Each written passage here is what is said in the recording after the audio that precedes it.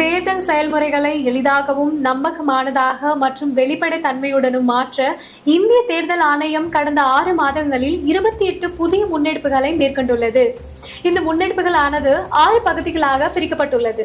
அரசியல் கட்சிகளுடனான இணைந்த செயல்பாடுகள், தேர்தல் முறைகளுக்கான தூய்மைப்படுத்துதல், தொழில்நுட்பத்தின் பயன்பாடு, வாக்காளர் பட்டியலின் துல்லியம், வாக்களிப்பதை எளிதாக்குதல் மற்றும் திறன் மேம்பாடு ஆகியனவாகும். இந்த காணொலியில் இந்திய தேர்தல் ஆணையத்தால் பதிவு செய்யப்பட்ட அங்கீகாரம் பெறாத அரசியல் கட்சிகளில் தற்போது செயல்பாட்டில் இல்லாதவற்றை பதிவு செய்யப்பட்ட கட்சிகளின் பட்டியலிருந்து நீக்கம் செய்ய மேற்கொண்ட நடவடிக்கைகளை பற்றி காணப்போகிறோம். இந்திய தேர்தல் ஆணையம் மேற்கொண்ட இம்முயற்சியின் அடிப்படையில் முதல் கட்டமாக 334 செயல்படாத பதிவு பெற்ற அங்கீகாரம் பெறாத கட்சிகள் இப்பட்டியலிருந்து நீக்கப்பட்டன.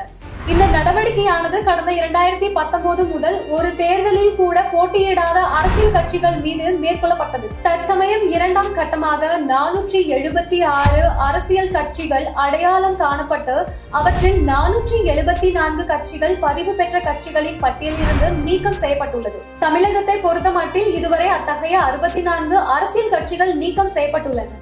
இது போன்ற இந்திய தேர்தல் ஆணையம் தொடர்பான மேலும் புதிய தகவலுக்கு எங்களது அனைத்து சமூக ஊடக தளங்களை பின்தொடரவும் மற்றும் சப்ஸ்கிரைப் செய்யவும்.